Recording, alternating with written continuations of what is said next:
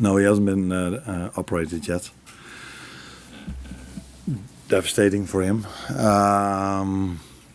Coming to a new club, having so much impact straight away.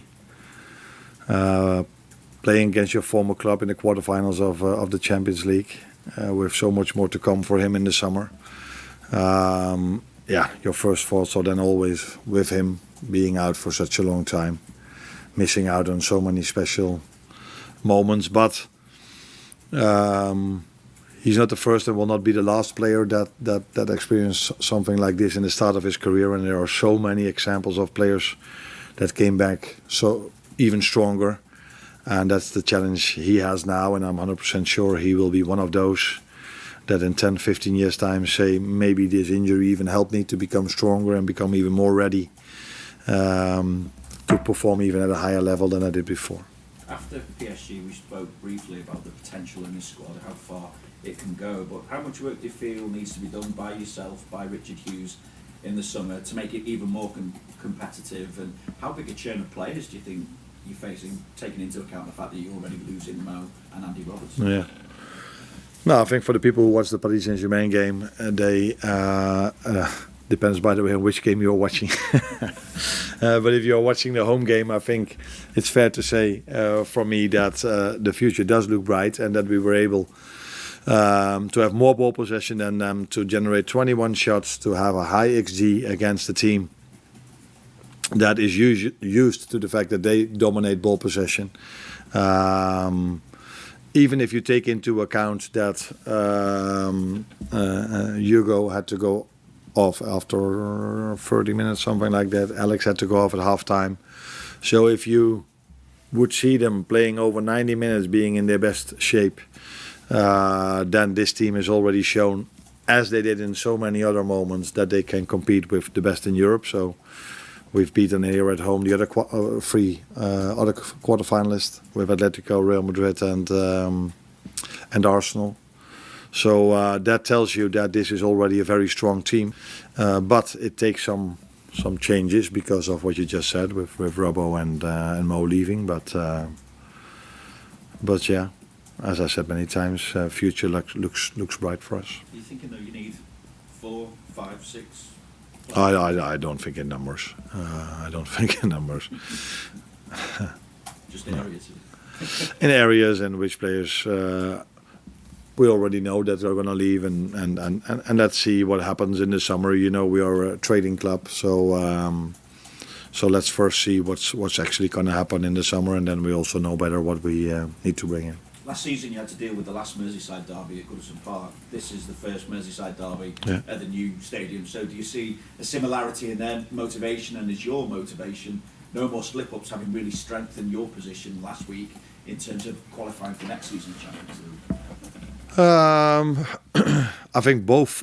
It's always a very special game, and it doesn't matter if it's the 60th game being played in the stadium, but if it's the last one being played in the stadium and the first one, that always makes it probably even more special, if that's even possible. So, and of course they are in a very good place at the moment. So it's always special, but maybe you can add 1 or 2% to it because it's now the first, and last season it was the last. But it will always be a very special game for them, but definitely also for us. New motivation, just no more slip-ups in terms of, because you really last week that victory really strengthened your position in terms of the top 5 now. Yeah, but that's what I said. I think already 5, 6, 7 weeks ago. That is always the aim. We didn't want to lose against City away. We didn't want to lose against Paris Saint-Germain. But and I think that is always the aim. If you go into games, you never want slip-ups. So you want to perform in the best possible way possible. Best possible way possible. There's a lot of possible. Is this exactly the right kind of game for you? Given that the top midweek to then come into a Merseyside derby, it's an opportunity for your players to really show some character and come out fighting. Yeah, but they've showed a lot of character against Paris Saint-Germain as well, because being the better team against Paris Saint-Germain is very, very, very complicated, let alone if you have to play 3 games in 7 days and you face an opponent that only had to play 2. So they were very well rested, and if I saw that a lot of my players broke records in terms of physical output, that tells you how strong they are and how ready they are, and that will not be no different for the game on Sunday. And in terms of it being a new ground, Goodison Park always had a very special atmosphere when it came to derbies. It really affected players, it occasionally affected managers sometimes as well. But going in with a bigger crowd and it being new, have you got different expectations as to how this might be? The crowd didn't affect me last season. The referee decisions affected me last season. And then your other question was? Do you have different expectations about how this might be in terms of the atmosphere and how it might affect players? No, I don't know, because last season was my first Merseyside derby in that stadium. So if it would have played in the same stadium, I probably could know what to expect. But I don't think a stadium is loud. It's usually the fans that are loud. So how much of a difference it will be, I can tell you after the weekend. But I think their fans will be loud, as our fans will be loud as well. And so yeah, I think it's not the stadium on itself that makes the difference. Usually it's always the players that make the difference, and the fans can have an impact to help the players out, that's for sure. Hi Anna. We've spoken a lot about Alexander Isak recently, but given the injury now to Hugo Ekitike, how confident are you that he's sort of ready for the intensity and maybe more responsibility that might fall his way between now and the end of the season? Yeah, first of all, it's at least a good thing that we've signed 2 number 9s, because there were a lot of people who were debating why we signed 2 number 9s. Now, we thought maybe it's a smart idea not to be the only club in the world that only has 1 number 9, so that's why we signed 2. And now all of a sudden that looks maybe quite good, and maybe I don't know, people are questioning now if we should sign in the summer another number 9, because he was talking about 5, 6, 7 or 8 already. Yeah, someone said to me the day after, you cannot write the script that on the day that Alex is back after 4 months of injury, his first start, on the same day the other one leaves the pitch with a long-term injury. But it's a good thing that Alex is back now even more, of course. Although it wouldn't be the first game that I have to play without a particular type in a particular position. So I've had many games this season that I had to play that I didn't have a right fullback available, for example. So we would have adjusted to that as well. But it's nice to have Alex back, although we also know that he's not ready to play 90 yet. Well, I don't watch Liverpool's results really, and I don't really take an awful lot to do with it. I look after Everton. So my job's to see that we try and do as well as we can with a good point at Brentford, considering where they are and know them in a similar position as us, with a good home win before that. So I can only focus on us and hopefully that we can keep it going. As I said, we've got 6 games in the Premier League to go and we're in with a shout. So hopefully we'll be able to keep that going, certainly up to the last few games. A first Merseyside derby at Everton's brand new home. That's going to be quite some occasion. It will be a fantastic occasion. Hill Dickinson is a superb stadium.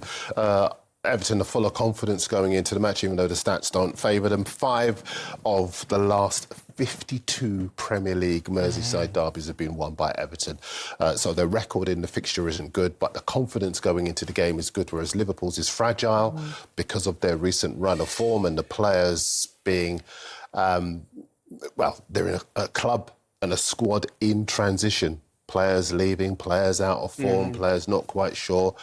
Everything, obviously. I know that there are some people who don't like it being mentioned, but these are human beings, and we have seen a squad of players deeply affected by the events of last summer, which transcend football. It's really important to make that point. But I think for them, they're fortunate, or Slot's fortunate, that they've got a club that show patience in their managers, and I think that they'll stick with him. We will get to Liverpool in just a moment. I wanted to focus more on Everton and their push for Europe, because it is quite impressive, and they have been impressive this season. Win this, and they are breathing down Liverpool's necks. You don't need more motivation as a player, do you? No. You know, in that city, the rivalry between them, it's of course, we're looking from distance, but it's very important. And the key thing for me is rivalry is part of what motivates you and keeps you going. And I think the way it's set up now, they're so close to them that they can really hurt them. And how people think about that city, how football lives. And that's why I like it. I like it. Like, I enjoy this moment. Derbies are different to be lived. I think when you come to this country, they made you realize, this is one of the first things you learn as any player, any individual, doesn't matter where you come from. They go like, listen, whatever happens in the season, win this game. And sometimes you think about it, you go like, yeah, but I want to win the rest too. They go, nah, I get that you want to win the rest, but this one you cannot lose. And that is what's very important. So whatever you do, so that's why when people started to complain about Slot, how he started certain plays, like Isak, let him start, why he just comes into the team, it's too early, why you start him, like this kind of things, this game, it's very, very important for Liverpool. How they come out of this is sometimes way more important than, okay, not everything, but one of the key things, because they're not doing so well. And when you do well in this game, your fans react better to it. If you do bad, they don't sound well, they're going to sound worse. It's true what you're saying. I was there on Tuesday for the Champions League game, and even the Uber driver was saying he's not happy having to go to Anfield, but he hopes for a win on Sunday. I was like, okay, you're a Toffees fan. It takes over the entire city. See, the next time I'm not on, I'm going to check now to see if the Uber driver's sitting here instead of me.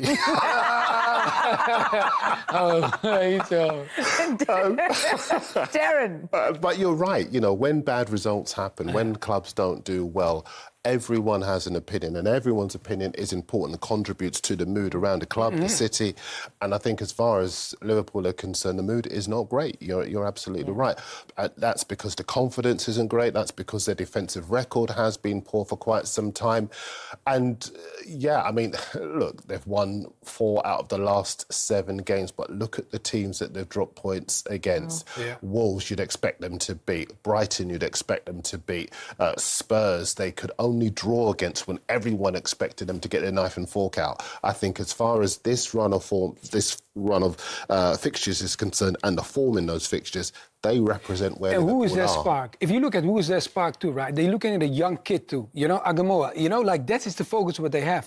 Sometimes, if you also be honest about football, it's also sad sometimes, when you see a young player, you understand, like Rio, like that good, that talented, but want to put the pressure. This goal, it was incredible the way he took it, by the way.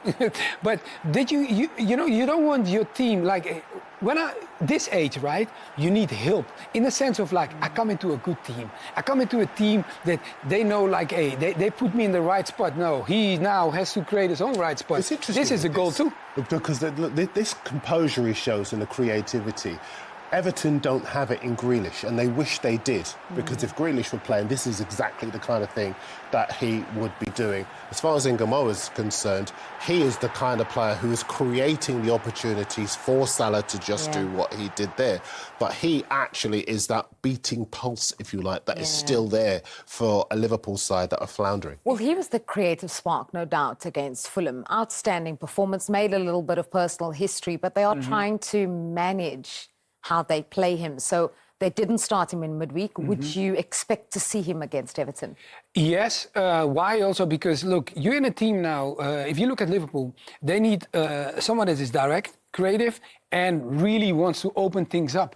And I think as a winger sometimes, the best wingers for me take you out on both sides, not always go inside. They got to take you on the outside. When a winger takes a defender on the outside, you know he is a winger that is very confident. The moment a winger stops going on the outside, you as a defender, you are winning the game before it even kicks off. And I think that is one of the key things. He's a young kid, but you know that if you block too much on the out, he goes in. If you too much in, he takes his speed on the outside. And I think that's why everybody wants to see him. And it's normal. The Liverpool fans, I want to see him play. Yeah. You would have played in that position against him. How would you deal with him? Yeah, how will I deal with him? I will show him outside, because that's the easiest and the more protective way. Because going inside, you saw what he did when he went inside. You don't want that to happen, but you cannot always do that.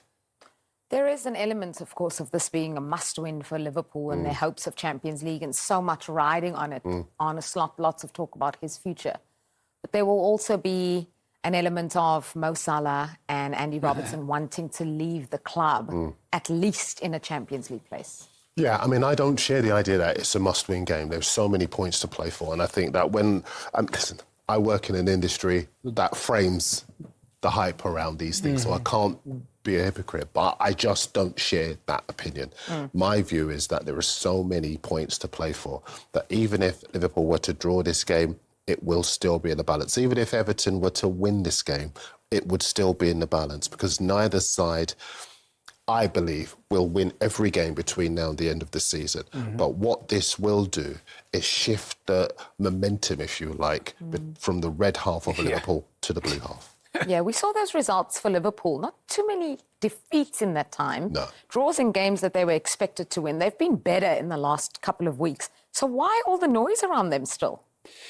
Yeah, because you know, like, when you look at the two teams, why the noise is okay, Liverpool, you have to, it's last season that kills them.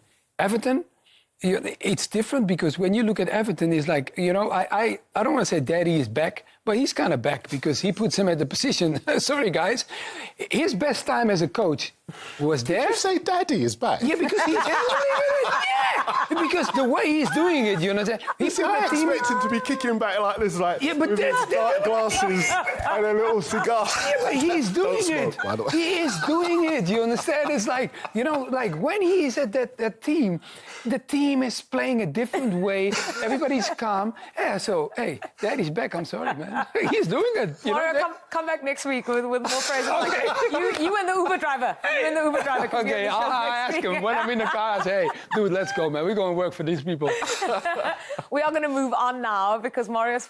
Okay, guys, it is that time. I know you've been working on this since the last break. I'm pretty sure everyone heard as well. And it is prediction time. We're going to start with a London derby. Mario, you can go up first. Brentford versus Fulham. Brentford, Fulham. I go for Brentford, yeah. Scoreline? Yeah, he's been, you know, that striker is like, I go for... Oh, but Fulham... Okay, 2-1. He's going to go 2-1, all predictions. I'm going to go with a two-door hat-trick. Brentford at home, 3-0 Brentford. Wow. Leeds, Wolves. Oh, Leeds to win this one. They know where the goal is. Wolves will fight for it, but I think it'll be 1-0. 2-1. Newcastle, Bournemouth. This one, the opposite, 1-2. Oh, Yeah, my. I think I'd actually agree with that as well. Newcastle's form's horrendous. Yeah, they lost their last 3. Spurs, Brighton. Oh, Brighton to go to Spurs and increase the pressure on them by scoring 2 without reply. 1-2. I'm doing my job, right? Fair enough. Yeah. It's like those players that show up to the press conference and just say, I'm only here because I'm obligated. No, to be because here. I feel I'm looking at pressure and situation. That's why a score come from. Marshawn Lynch did a great press conference like that once, Yeah. I remember. Is that yeah. Chelsea, Man United. You know, 2-1. 2-1? Oh, goodness. I think United will win, and I actually agree. 2-1. Chelsea will. No, I think Chelsea will do it. They're going to do it. Why? Because the pressure, they have to handle the pressure and be the surprise package. Okay, we only have a minute and a bit left, so let's fly through the next quick. one. Aston Villa, Sunderland. Villa got a good record against Sunderland. I'm going to go 1-0. 2-1. Merseyside derby, Everton, Liverpool. Oh, Everton! I think Everton is going to do it. 2-1. I'm very sorry for the Liverpool fans, but I think this is the moment where they're going to do I that. agree. Everton, I think, might well win this 2-1 one. scoreline? 2-1 This is the worst scoreline, yeah. predictions ever. Why? Forest, Burnley, we've got to go through them quickly. Forest, Burnley. Everyone beats Burnley. 2-0 to Forest. Forest, man. 2-1. City, Arsenal. Ooh, this is where I struggle. What do you say? 1-0. 1-0. City. Okay, I think City 2-1. You know why? Because I like fire. Okay. I like the league to be in competition style. Palace, West Ham. We've got 30 seconds left. Palace to win this one. No, actually 2-2, because I think West Ham will score goals as well. Okay, let me change it. 1-1. Okay, we finally got a different prediction at the end. It's been an absolute privilege and a pleasure to have Mario and Darren alongside us, and you as well. Enjoy the football, everybody. It's going to be a big one. Match week 33, all the way through to Monday Night Football. And in the words of Mario Malkiot, Daddy's home. Bye-bye.